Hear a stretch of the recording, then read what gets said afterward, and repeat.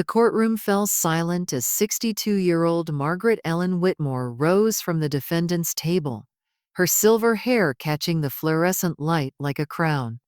The prosecutor had just called her a calculating woman who destroyed an entire family's legacy. Margaret smiled, the kind of smile that made the jury shift uncomfortably in their seats. "Mr. Prosecutor," she said, her voice steady as steel wrapped in velvet, "I didn't destroy anything. I simply took back what they stole from me over 40 years. Every single penny." The gallery erupted. The judge slammed his gavel, and in the back row, 3 people sat frozen in horror. Her husband Richard, her daughter-in-law Vanessa, and her mother-in-law Dorothy Whitmore, the 91-year-old matriarch who had orchestrated Margaret's humiliation for 4 decades. But how did a quiet housewife from Columbus, Ohio, become the most talked about woman in America? That story begins exactly 43 years ago, on a rainy September evening, when a naive 20-year-old girl walked into the Whitmore mansion for the first time, and walked straight into a trap that would take her a lifetime to escape. Before we dive into this incredible story, I want to know, where are you watching from today? Drop your city and state in the comments below. And if you haven't already, hit that subscribe button and the notification bell, because trust me, by the end of this story, you're going to want to be part of this community. Now, let's get into it.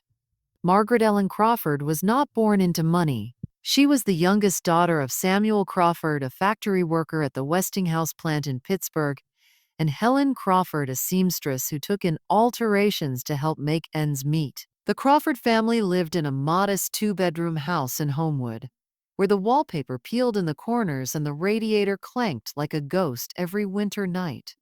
But Margaret had something that money couldn't buy: a sharp mind and an even sharper determination. She had graduated top of her class at Taylor Alderdice High School, earning a full scholarship to Ohio State University, where she planned to study accounting.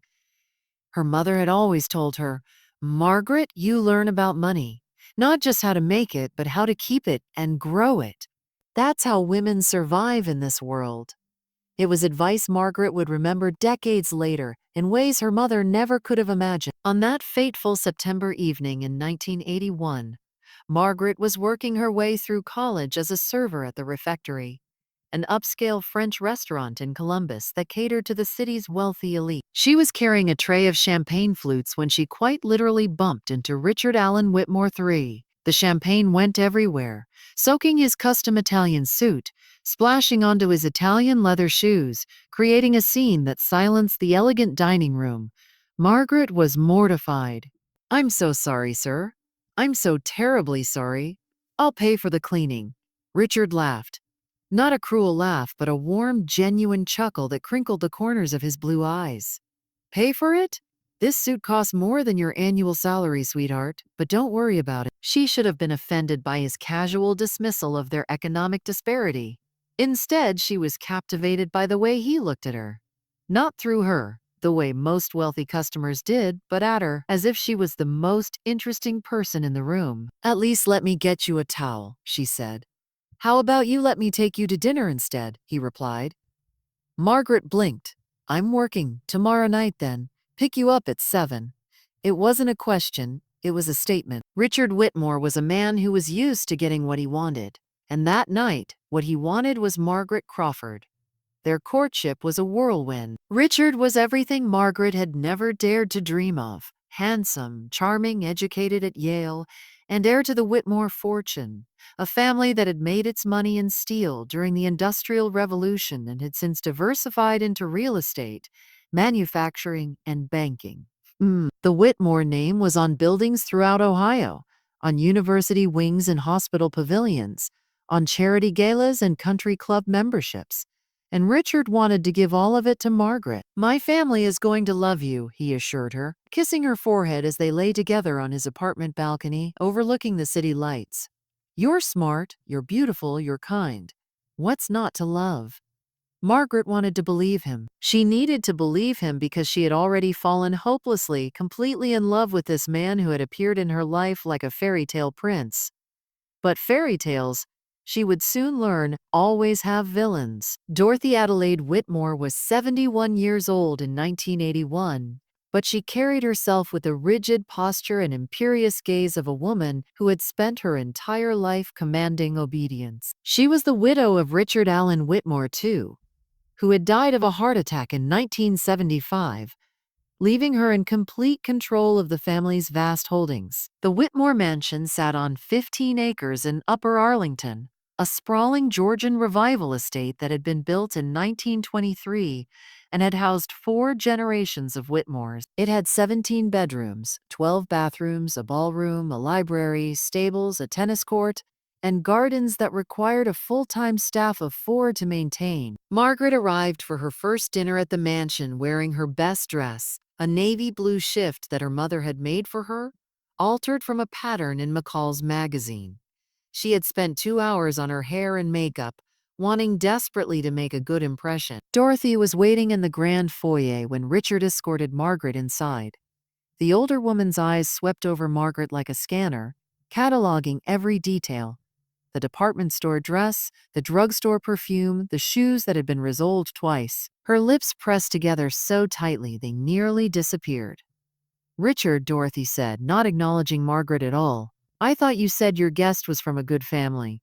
The words hit Margaret like a physical blow. She felt her cheeks burn with humiliation. Richard's jaw tightened. "Mother, this is Margaret Crawford." "Margaret, this is my mother, Dorothy Whitmore." "I know who she is," Dorothy replied coolly. "The question is, does she know who we are? And more importantly, does she understand that she doesn't belong here?" "Mother." "It's quite all right, Richard," Margaret heard herself say, surprised by the steadiness of her own voice. "Mrs. Whitmore, I understand perfectly who you are. You're a woman who judges people by their bank accounts rather than their character. I've met your type before. The only difference is the ones I knew couldn't afford to be quite so rude about it." The silence that followed was deafening. Richard looked like he was about to burst with pride. Dorothy looked like she had swallowed a lemon whole. And in that moment, something was decided. Dorothy Whitmore had found an enemy, a young woman who refused to be intimidated, who dared to stand up to her in her own home. This was unacceptable. This was intolerable. This was war.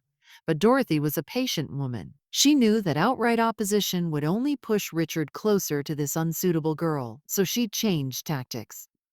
Over the following months, Dorothy became sweet, almost saccharine, in her treatment of Margaret. She invited her to teas, to luncheons, to shopping trips where she would casually mention how brave Margaret was to wear off-the-rack clothing, how refreshing it was to see someone who didn't care about appearances, how interesting it must be to come from such a simple background. Each compliment was a barb.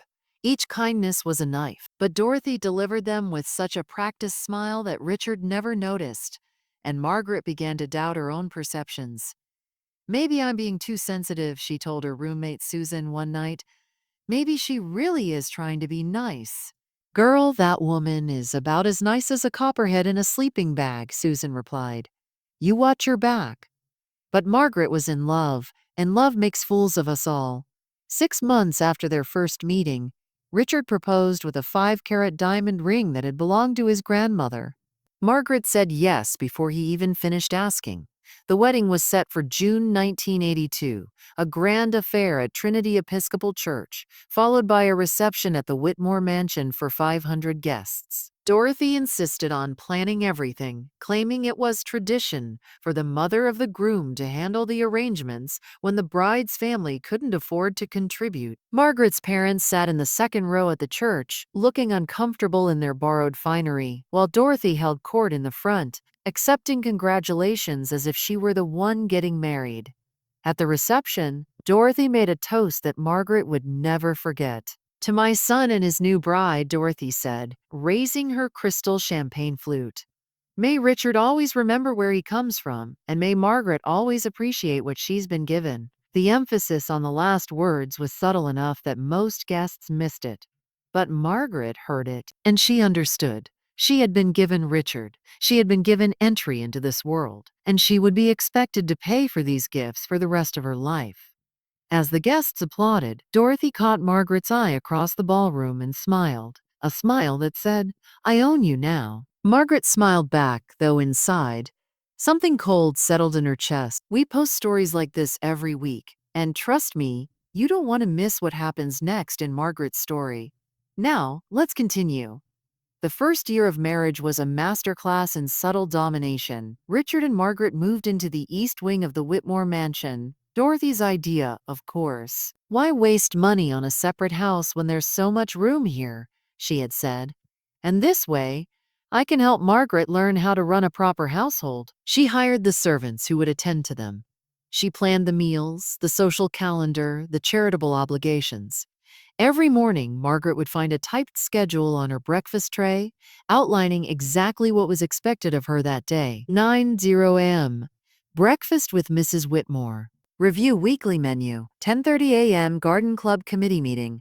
Wear appropriate attire. 1:00 p.m. Luncheon at the country club. The Hendersons will be there. Be charming. 4:00 p.m. Tea with Mrs. Whitmore. Discuss household matters. 7:00 p.m. Dinner. Dinner. The Whitmores do not discuss unpleasant topics at dinner. Margaret tried to rebel. She would suggest restaurants for dinner, activities for weekends, trips she and Richard could take alone. Dorothy always had an objection. That restaurant? My dear, the Whitmores haven't eaten there since they started letting just anyone make reservations. A trip to Mexico? Margaret, really? Richard has responsibilities here. Besides, I need him for the foundation board meeting. You want to visit your parents, of course, dear, but perhaps I should come with you. I'd love to see how the other half lives. Each time Margaret pushed back, Dorothy would play the victim, tearfully telling Richard that she was only trying to help, and that Margaret seemed determined to keep Richard from his own mother. Richard, who had worshipped his mother his entire life, always took her side. Can't you just try harder to get along with her? He would ask Margaret. She's old. She's set in her ways. Is it really so difficult to just keep the peace? Margaret wanted to scream. She wanted to shake him, to make him see what his mother was doing. But every time she tried to explain, she sounded paranoid, petty, ungrateful, so she stopped trying. She learned to smile when Dorothy criticized her. She learned to nod when Dorothy gave orders. She learned to swallow her pride, her opinions, her very self. Until there was nothing left but a beautiful shell that attended charity galas and hosted dinner parties and never ever caused trouble. When Margaret discovered she was pregnant in the spring of 1983, she hoped things might change. They got worse. Dorothy immediately took over the pregnancy the way she had taken over everything else. She chose the obstetrician, the hospital, the nursery colors, the baby names. When Margaret gently suggested that she might like to make some of these decisions herself, Dorothy responded with wounded dignity. I'm only trying to ensure my grandchild has the best of everything. If you'd rather handle things yourself, of course, that's your right. But remember, Margaret, you know nothing about raising a Whitmore. I know everything. The baby was a boy, born on November 15th, 1983. Margaret wanted to name him Samuel after her father. Dorothy announced at the hospital, in front of all the visitors, that the child would be named Richard Allen Whitmore IV. Family tradition, she said firmly. Every eldest Whitmore son has carried that name for 5 generations. We're not going to break tradition now for a factory worker. Margaret looked at Richard, silently begging him to support her. Richard looked away.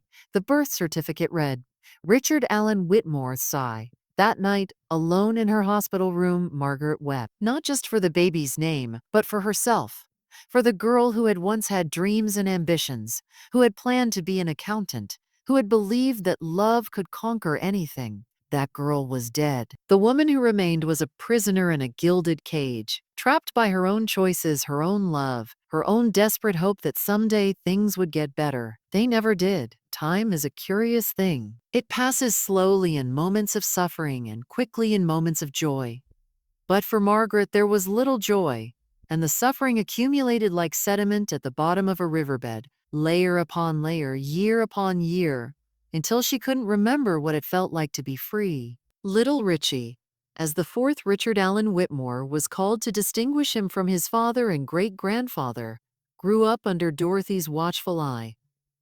Margaret was allowed to feed him, bathe him, sing him to sleep, but all the important decisions were made by grandmother Dorothy. Dorothy chose his schools, St. Andrew's Preparatory Academy, then Choate, then Yale, just like his father. Dorothy chose his friends, only children from acceptable families, vetted like diplomats. Dorothy chose his activities: tennis, golf, sailing, horseback riding. When Margaret suggested Little League Baseball, Dorothy nearly had a stroke. Whitmores do not play baseball, she said, as if Margaret had suggested the child join a motorcycle gang.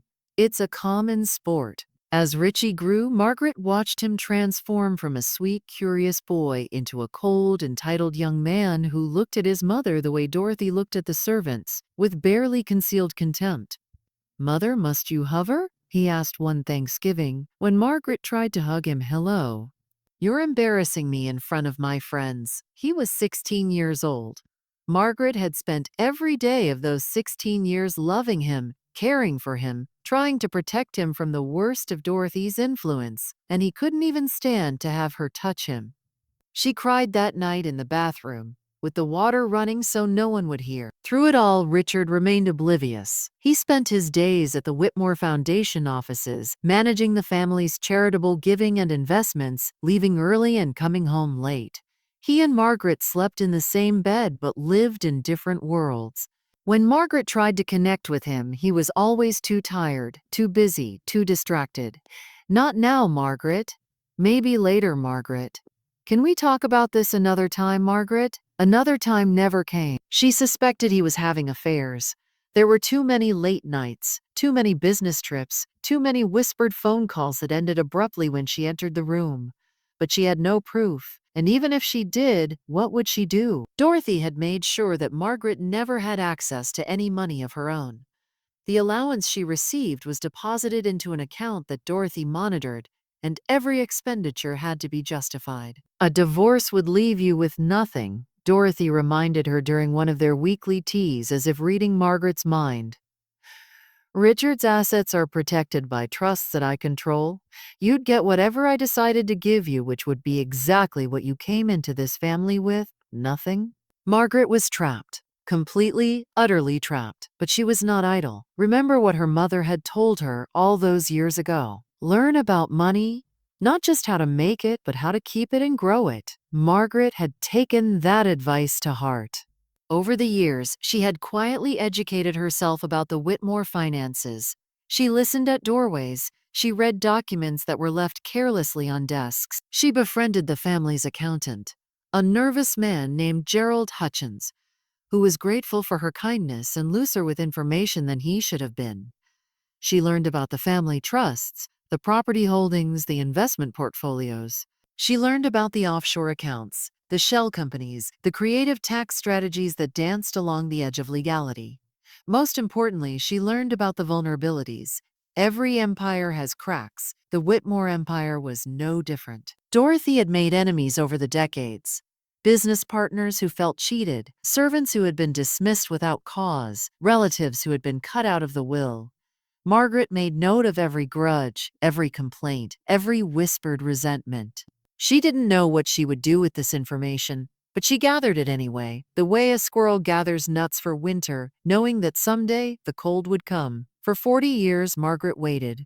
She endured Dorothy's cruelties, Richard's neglect, her son's rejection.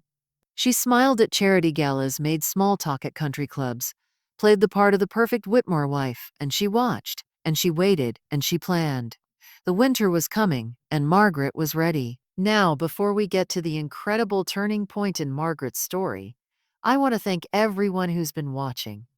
If you're enjoying this story, please hit that like button. It really helps the channel grow. And if you're new here, welcome to Moments with Her, where we tell stories about women who refuse to be defeated. Now let's see what finally pushed Margaret over the edge. It happened in December 2023, just after Margaret's 62nd birthday. Her son Richie, now 40 years old, had married a woman named Vanessa Blake 5 years earlier. Vanessa was everything Dorothy could have hoped for: wealthy, well-connected, beautiful in a cold, polished way that photographed well for society pages. She was also cruel, calculating, and completely devoted to her mother-in-law. Yes, her mother-in-law.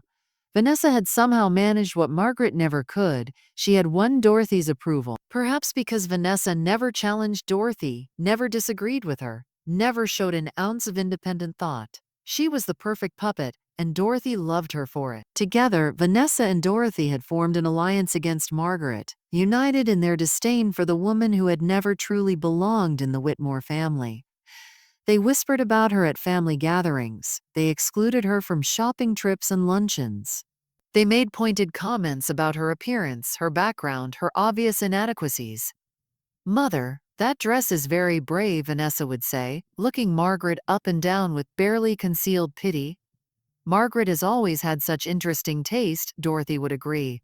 "It must be cultural." Cultural, as if being poor was a foreign country. But Margaret endured it all, as she had endured everything until the December incident. The Whitmore family always hosted a grand Christmas party on December 15th, exactly 10 days before Christmas. It was the social event of the Columbus season, attended by everyone who mattered and many who only pretended to. Over 300 guests would fill the mansion's ballroom, drinking champagne, sampling elaborate hors d'oeuvres, admiring the 12-foot Christmas tree imported from Vermont. Margaret had always helped plan this party, handling the countless details that Dorothy couldn't be bothered with. Coordinating with caterers, managing RSVPs, arranging entertainment, ensuring that everything ran smoothly. But this year, Dorothy made an announcement at the family's Thanksgiving dinner. "Vanessa will be taking over the Christmas party this year," she said, not even looking at Margaret. "It's time for the younger generation to step up. Margaret can assist if needed, of course, but Vanessa will be in charge." Margaret felt as if she'd been slapped. The Christmas party was the one thing she had that was hers, the one area where she was acknowledged if not appreciated. "Mother Whitmore," Margaret said carefully, "I've been planning this party for almost 40 years. Perhaps Vanessa and I could work together." "That won't be necessary," Vanessa interrupted, flashing a smile that didn't reach her eyes. "I have my own vision for the party. I'm sure you understand." Margaret looked at Richard, hoping for support. He was focused intently on his mashed potatoes. She looked at her son, Richie. He was smirking. She looked at Dorothy, who was watching her with unconcealed satisfaction, waiting to see if Margaret would cause a scene. Margaret did not cause a scene. She simply nodded and said, "Of course, I'm sure it will be lovely." But inside, something shifted. A wall that had held for 40 years developed a crack. And through that crack, all the anger, all the humiliation, all the accumulated pain of 4 decades began to seep. The Christmas party arrived, and it was indeed spectacular. Vanessa had spent twice the usual budget to make sure it outshone every party before it. Margaret attended in a dark green gown, standing at the edges of the room, watching as Vanessa and Dorothy accepted compliments like queens receiving tribute. And then, just before midnight, Dorothy made a speech. She stood at the base of the grand staircase, crystal champagne flute in hand, and surveyed the crowd with the satisfaction of a conqueror. "Thank you all for coming to celebrate the holiday season with the Whitmore family," she said, her voice still strong despite her 91 years. "This has been a wonderful year, and I owe so much to the people who make this family great." She began to name them. Richard, her beloved son. Richie, her darling grandson. Vanessa, her true daughter, the daughter she had always wanted. She named the family lawyer, the foundation director, the head of the household staff.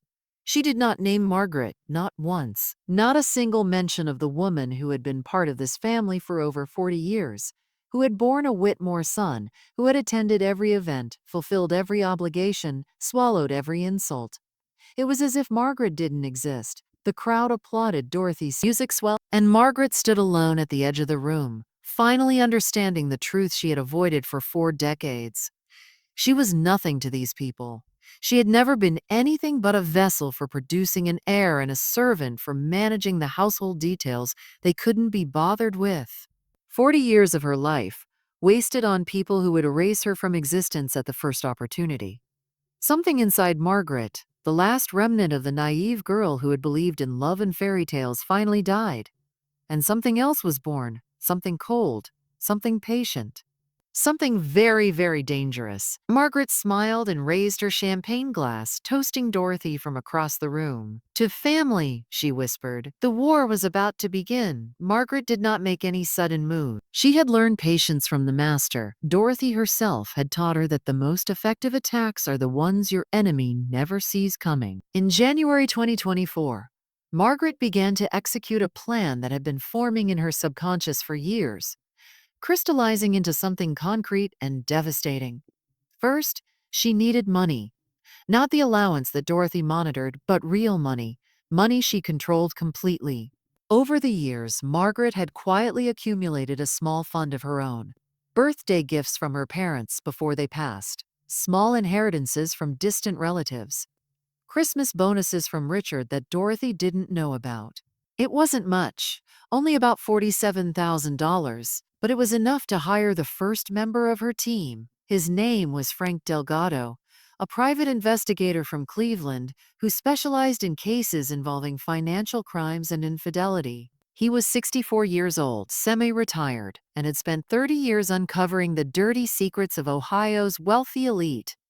Mrs. Whitmore, he said when Margaret called him, I know who your family is. I know what they're capable of. Are you sure you want to open this can of worms? Mr. Delgado, Margaret replied. I want to open every can of worms in existence. I want to open Pandora's box itself. Can you help me or not? There was a pause on the line. Then Frank Delgado laughed, a rough, appreciative sound. Lady, I like you. Let's meet. They met at a diner in Westerville, far from the Whitmore social circle. Margaret arrived in a disguise. Dowdy clothes, no makeup, her silver hair tucked under a baseball cap. She looked like any ordinary grandmother stopping for coffee. Frank was a burly man with a gray beard and sharp eyes that missed nothing. He listened as Margaret outlined what she wanted: evidence of Richard's affairs, proof of Dorothy's financial crimes, documentation of every illegal or unethical thing the Whitmore family had done over the past 40 years. That's a tall order, Frank said. Some of that information is going to be hard to get. I don't care how hard it is. I care about results. It's also going to be expensive. I have $47,000 to start, and I have something else. Margaret slid a folder across the table. 40 years of observations, names, dates, suspicions. I've been paying attention even when they thought I wasn't. Frank opened the folder and whistled. Lady, this is better than anything I could have dug up myself. You've got half my job done already. Then let's finish it. Over the next 3 months, Frank Delgado did his work. He followed Richard to hotel rooms where he met his mistress. His longtime mistress, as it turned out, a woman named Sandra Kowalski, whom he had been seeing for over 20 years. He traced the offshore accounts where Dorothy had hidden money from the IRS, violating federal tax law. He found the documents proving that Richard and Dorothy had systematically cheated Margaret out of assets that should have been in her name, including shares in the Whitmore Foundation that Richard had promised her as a wedding gift, and then quietly transferred to his mother instead. But the most devastating discovery was about her son. Richie, it turned out, had a gambling problem, a serious one. He owed over $2 million to various casinos and underground bookmakers. To pay his debts, he had been embezzling from the Whitmore Foundation, cooking the books with the help of his wife Vanessa, who had a degree in accounting and had been managing the foundation's finances for the past 3 years. Dorothy knew about the embezzlement. Of course she did. Nothing happened in the Whitmore world without her knowledge. But instead of stopping it, she had covered it up, using her personal wealth to replace the stolen funds before auditors could notice. In other words, Richie, Vanessa, and Dorothy were all guilty of federal crime, and Margaret had the proof. But she wasn't ready to use it. Not yet. First, she needed to secure her own position. This required the second member of her team, a lawyer named Patricia Pat Okonkwo. Pat was 57 years old, a former federal prosecutor who now specialized in representing women in high-asset divorces. She was brilliant, ruthless, and had a personal vendetta against wealthy families who abused their power. Mrs. Whitmore, Pat said when they met, I've been waiting my whole career for a case like this. Let's burn them down. Together, Margaret, Frank, and Pat spent the spring of 2024 building their case. They documented everything meticulously, creating multiple copies stored in multiple locations. They researched every applicable law, identified every potential charge, calculated every possible outcome. They also planned for the Whitmores' inevitable counterattack. Dorothy had armies of lawyers, politicians in her pocket, media contacts who would spin any story to her advantage. Margaret needed to be prepared for war on every front. By June, they were ready. But Margaret decided to wait a little longer. She wanted to choose the perfect moment, the moment when the Whitmores were most vulnerable, when the fall would be most spectacular, when her revenge would be most complete. That moment came on September 15, 2024, exactly 43 years after Margaret had first walked into the Whitmore mansion as a naive young bride. It was the day of the Whitmore Foundation's annual gala, the most prestigious charity event in Columbus, attended by governors, senators, celebrities, and everyone who wanted to be seen with the cream of Ohio society. It was also the day Margaret Whitmore decided to tear down the house of cards. Quick reminder, friends. If you're loving this story, make sure you're subscribed and hit that notification bell. We're about to get to the best part, and I promise you, you do not want to miss it. Now, back to Margaret's revenge. The Whitmore Foundation Gala was held at the Columbus Museum of Art, which had been rented out for the evening and transformed into a wonderland of white roses, crystal chandeliers, and the overwhelming fragrance of old money. Margaret arrived on Richard's arm as always. She wore a stunning silver gown that matched her hair, accessorized with the Whitmore family diamonds that Dorothy usually insisted on keeping in the vault. Tonight, Margaret had retrieved them herself. "You look different," Richard said, frowning at her in the limousine. "Are you feeling all right?" "I've never felt better in my life," Margaret replied. And it was true. After 43 years of suppressing her true self, Margaret finally felt alive. The blood sang in her veins. Her mind was sharp, focused, ready. Tonight, everything changed. The gala proceeded as these events always did. Cocktail hour, silent auction, dinner, speeches. Dorothy held court at the head table, accepting compliments and dispensing favors like a medieval queen. Richie and Vanessa worked the room, schmoozing donors and potential investors. Richard checked his watch repeatedly, no doubt eager to escape to wherever Sandra was waiting for him. None of them noticed that several unusual guests had been added to the evening's attendance list. Frank Delgado was there, posing as a wealthy donor from Pittsburgh. Pat Okonkwo was there, pretending to represent a foundation interested in partnering with the Whitmores. And there were two others. A reporter from the Columbus Dispatch named Jennifer Morrison, and a special agent from the FBI named Michael Torres. Margaret had spent months cultivating these relationships, feeding them information, preparing them for this night. Now all the pieces were in place. At 9 o'clock, just before the evening's main event, a speech by Dorothy announcing a major new initiative for the foundation. Margaret excused herself from the table. "Ladies' room," she murmured to Richard, who barely acknowledged her departure. Instead of the restroom, Margaret made her way to the museum's audio-visual control room, where a technician named Danny was waiting. Danny had been paid very well to hand over his station for the next 30 minutes. "It's all queued up, just like you asked," Danny said, pocketing his envelope of cash.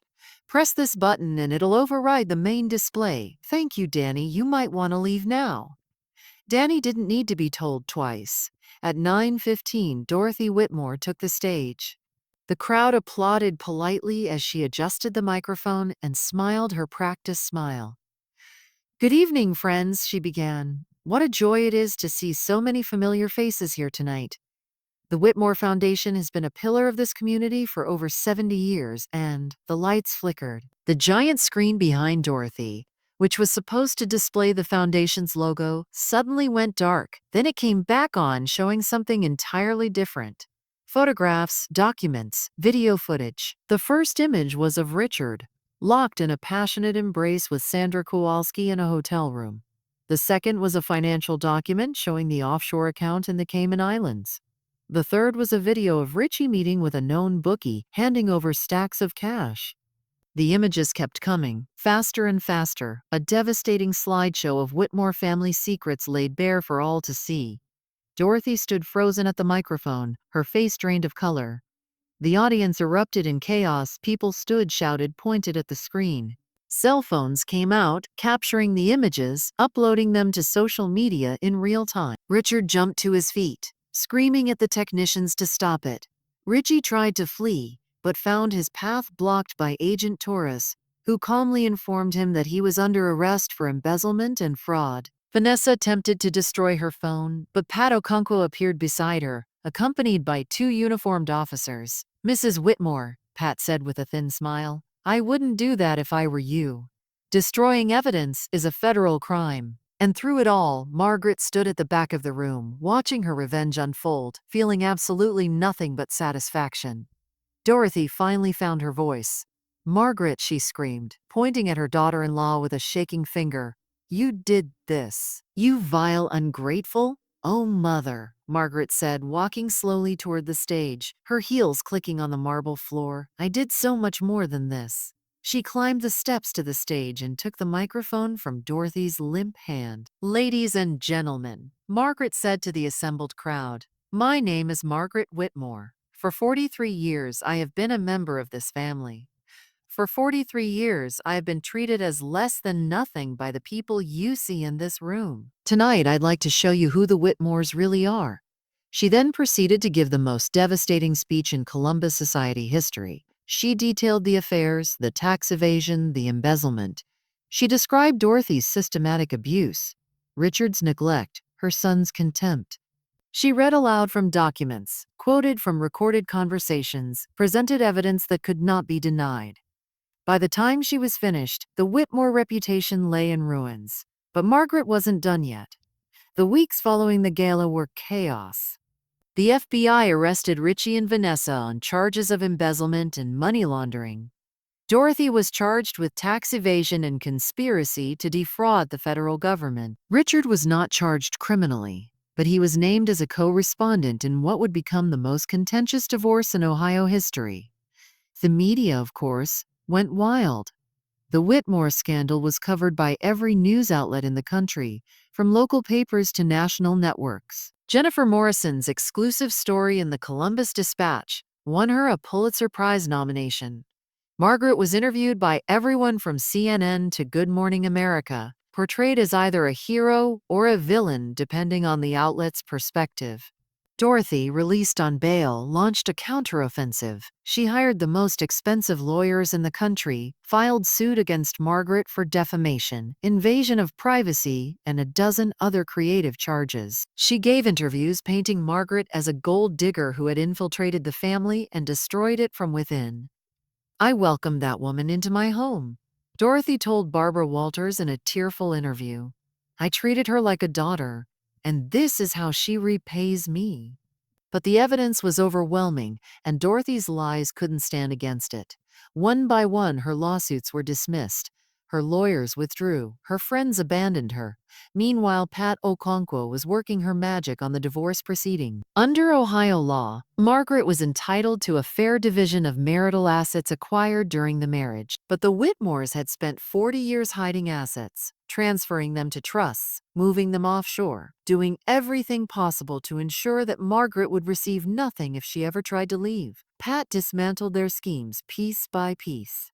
She traced the hidden accounts and demanded their inclusion in the marital estate. She proved that Margaret had contributed to the family wealth through her decades of unpaid labor, managing the household, hosting social events, maintaining the family's reputation. She demonstrated that Richard's promises of financial security had induced Margaret to give up her education and career. Most devastatingly, she uncovered the wedding gift shares that Richard had promised and then stolen back.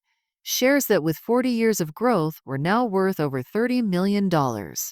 These shares were a gift, Pat argued in court.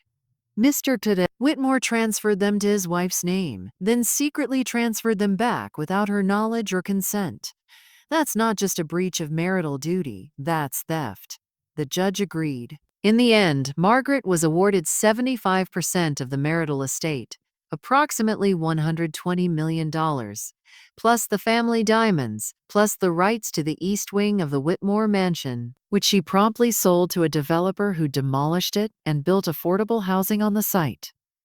Dorothy, facing the collapse of her financial empire and the prospect of prison time, suffered a stroke 3 days after the divorce was finalized. She survived, but was left partially paralyzed and unable to speak more than a few words at a time. The irony was not lost on Margaret. Dorothy, who had used words as weapons her entire life, was now virtually mute. Richard, stripped of his assets and his reputation, retreated to a small apartment in Cleveland.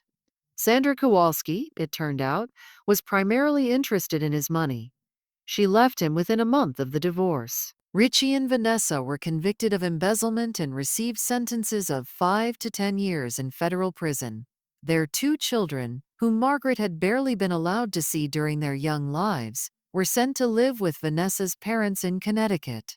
The Whitmore dynasty, which had endured for over a century, was destroyed in less than a year. And Margaret? Margaret was finally free. For viewers who have been with me from the beginning, thank you so much for your patience. We're in the home stretch now. Drop a comment letting me know what you think of Margaret's revenge. Was she justified? Was she too harsh? I want to hear your opinion. After the dust settled, Margaret found herself in an unfamiliar position. She had money, she had freedom, and for the first time in her adult life, she had no one telling her what to do. It was terrifying. It was exhilarating. She bought a house. Not a mansion, but a comfortable 4-bedroom colonial in Bexley, close to her parents' old neighborhood. She filled it with furniture she chose herself. Art she actually liked. Books she had always wanted to read but never had time for. She traveled. For the first time in her life, she saw Paris, Rome, Tokyo, Sydney. She hiked the Camino de Santiago in Spain, took a cooking class in Tuscany, learned to scuba dive in the Great Barrier Reef. She reconnected with old friends from college, women she hadn't seen in decades who welcomed her back with open arms and bottles of wine. She made new friends, too, women who didn't care about her name or her background, who liked her for who she actually was. And she gave back. With her settlement money, Margaret established the Crawford Foundation, named for her parents, who had taught her the value of hard work and the importance of watching out for those who couldn't watch out for themselves. The foundation provided scholarships for first-generation college students, funded domestic violence shelters, and supported women who were trying to escape abusive situations. I know what it's like to feel trapped, Margaret said in an interview. I want other women to know that there's always a way out. It might take time, it might take planning, but no one deserves to spend their life under someone else's thumb. The foundation also took over many of the charitable programs that the Whitmore Foundation had funded, ensuring that the community organizations that had depended on Whitmore money weren't left without support. Not everyone forgave Margaret for what she had done. Some people saw her as a villain, a vindictive woman who had destroyed a family for the sake of revenge. Some of the charities that had benefited from Whitmore largesse blamed her for the foundation's collapse. Some of Dorothy's friends sent hate mail, threatening letters, even occasional death threats. Margaret didn't care. She had spent 40 years caring what people thought of her. She was done. But there was one person whose opinion still mattered to her, however much she wished it didn't. Her son. Richie was serving his sentence at FCI Morgantown, a minimum security federal prison in West Virginia. Margaret visited him 6 months after his incarceration began. The visiting room was depressing. Plastic chairs, vending machines, the constant hum of fluorescent lights. Richie sat across from her, wearing a prison-issued khaki uniform, looking older and smaller than she had ever seen him. For a long time, neither of them spoke. "You destroyed everything," Richie finally said. His voice was flat, emotionless. "The family, the business, our reputation, everything grandmother built." "Everything your grandmother built was rotten, Richie," Margaret replied. "It was built on lies, on cruelty, on treating people like they were worthless unless they had money or connections. I just shone a light on it. You could have just left. Filed for divorce like a normal person. Instead, you had to humiliate us in front of the whole world. Your grandmother humiliated me every day for 40 years. Your father ignored me for just as long. And you," Margaret's voice cracked slightly, "you were my baby, Richie. I held you when you were born. I sang you to sleep every night. I loved you more than anything in the world. And you treated me like I was nothing." Richie looked away, jaw tight. "I know that's not entirely your fault," Margaret continued. "Dorothy raised you to think that way. She poisoned you against me from the beginning. But you're a grown man, Richie. At some point, you had to see what was happening. At some point, you had to make a choice, and you chose them. They were my family. I was your family, Margaret said quietly. I was your mother. I am your mother, and you threw me away. Silence again. When Richie finally spoke, his voice was different. Younger, smaller, more like the boy Margaret remembered before Dorothy had gotten her claws into him. I know I can't make up for it, he said, for any of it. But I want you to know, in here, I've had a lot of time to think. And I know what grandmother was. I knew for a long time, I think. I just didn't want to admit it because that would mean admitting that everything I believed was a lie. He looked at Margaret, and for the first time in decades, she saw something human in his eyes. I'm sorry, Mom. I know that doesn't fix anything. But I'm sorry. Margaret didn't respond right away. Part of her wanted to forgive him instantly, to embrace the son she had always loved, to believe that everything could be healed. But another part of her, the part that had survived 40 years of abuse, the part that had planned and executed the downfall of the Whitmore Empire, knew that words were cheap. I appreciate you saying that, Richie, she finally said, and maybe someday we can have a real relationship. But right now I need to see more than words. I need to see that you've actually changed. He nodded slowly. That's fair. Right to me, Margaret said, standing up. Not about yourself or your problems, about what you're learning in here, about how you're becoming a better person. Show me, don't tell me, I will. She turned to leave, then paused. I do love you, Richie. I never stopped loving you, even when it hurt. That's what mothers do. She walked out of the prison without looking back. But there were tears on her cheeks, tears of grief for the son she had lost, and tears of hope for the relationship that might still be possible. We began this story in a courtroom, so let's return there now. Margaret's trial for defamation, the one remaining lawsuit that Dorothy had managed to keep alive, took place in October 2024. By this point, Dorothy was largely incapacitated from her stroke, but her lawyers pressed forward, hoping to salvage something from the wreckage of her empire. The trial was a media circus. Every major network had cameras outside the courthouse. Legal experts debated the case on cable news. Social media was ablaze with #Margaret and #Dorothy hashtags. Margaret's defense was simple. Truth is an absolute defense against defamation. Everything she had said at the gala was demonstrably true, backed by documents and evidence that had already been used in the criminal proceedings against Richie and Vanessa. But the trial became about more than just legal technicalities. It became a referendum on 4 decades of abuse, on the way the wealthy and powerful can grind down those beneath them, on the question of whether revenge can ever be justified. Margaret took the stand for 6 hours, calmly and methodically recounting her life as a Whitmore. She described the daily humiliations, the systematic isolation, the financial control that had kept her trapped. She presented her evidence with the precision of the accountant she had once dreamed of becoming. The prosecutor tried to paint her as a vengeful gold digger who had finally gotten her hands on Whitmore money and was now trying to destroy the family that had supported her for over 4 decades. You lived in a mansion, Mrs. Whitmore, the prosecutor said. You wore designer clothes, ate gourmet food, traveled the world, and now you claim you were mistreated? Margaret looked at him calmly. I lived in a prison with nice furniture, Mr. Prosecutor. The bars were invisible, but they were real. I was never allowed to make a decision for myself, never allowed to have money of my own, never allowed to visit my own parents without permission. I was told what to wear, what to say, who to associate with, and how to behave every single day for 40 years. Do you know what that does to a person? The prosecutor was silent. It kills them, Margaret continued. Slowly, piece by piece, it makes them forget who they were before they became someone else's property. I should know. I almost forgot myself. She paused, looking around the courtroom.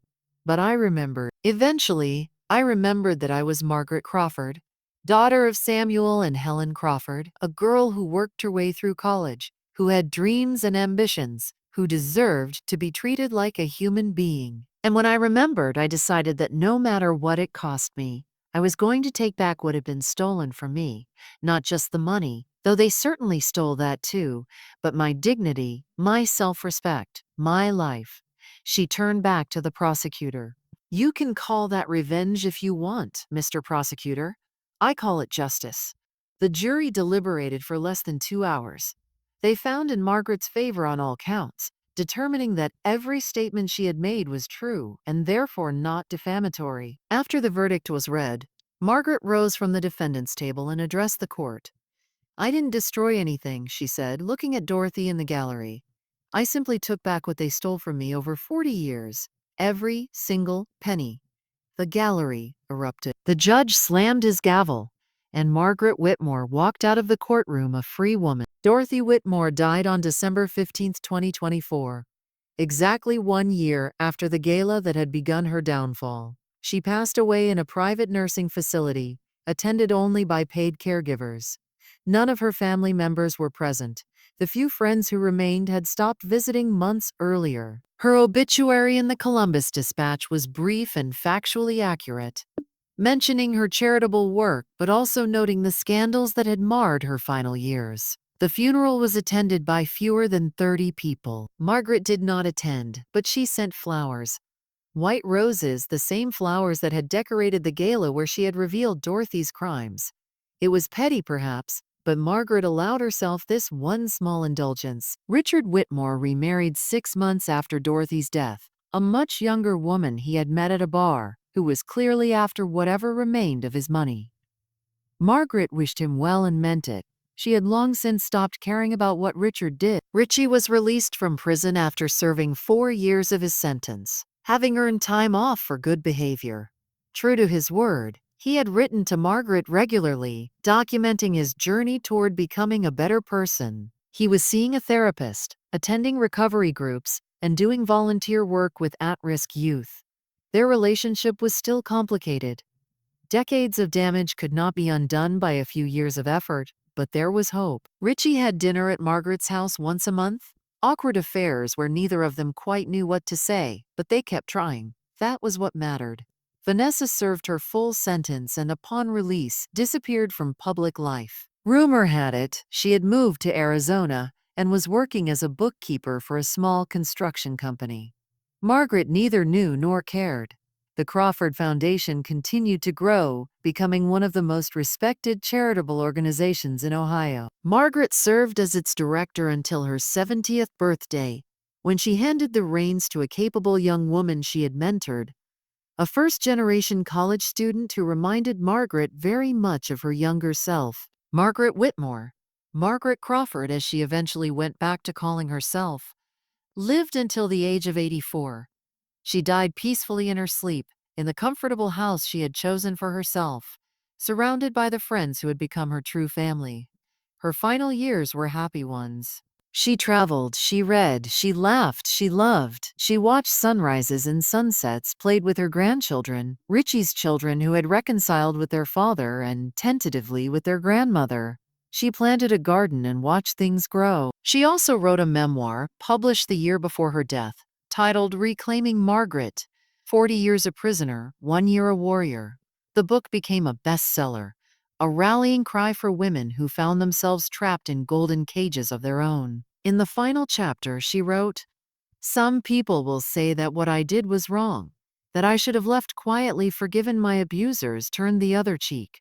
They will say that revenge is beneath us, that it corrodes the soul, that it makes us no better than those who hurt us. To those people I say, you have never been where I have been. You have never spent 40 years being told that you are worthless, that you are nothing, that you exist only to serve the needs of those who consider themselves your betters. You have never watched your dreams die, your identity erode, your very self dissolve into a shadow of a shadow. Revenge may not be noble, but neither is lying down and accepting abuse. Neither is pretending that everything is fine when your soul is screaming. Neither is sacrificing yourself on the altar of other people's expectations. I took back what was mine. I reclaimed my dignity, my agency, my life. And I did it in a way that ensured my abusers could never hurt anyone else the way they hurt me. Was it revenge? Yes. Do I regret it? Not for a single second. To every woman who reads this book and recognizes herself in my story, you are not alone. You are not powerless. You are not worthless. You are a force of nature, waiting to be unleashed.